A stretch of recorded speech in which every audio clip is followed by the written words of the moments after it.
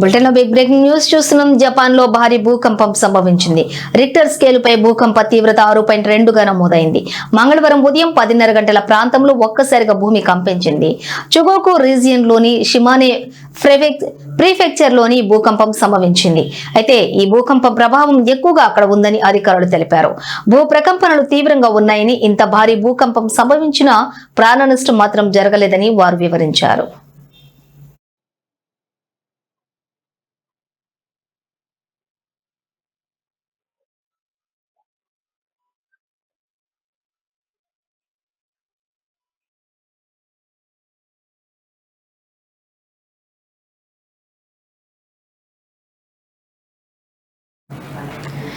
భూకంపానికి సంబంధించి పలువురు నెటిజన్లు సోషల్ మీడియాలో పోస్ట్ చేసిన వీడియోలు భయానకంగా ఉన్నాయి.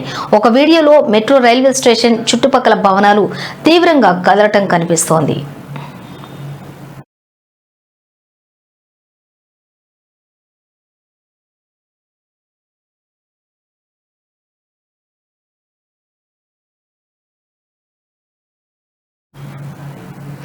భూకంపం కేంద్ర భూమి లోపల సుమారుగా 10 కిలోమీటర్ల లోతులో ఉన్నట్లుగా అధికారులు గుర్తించారు.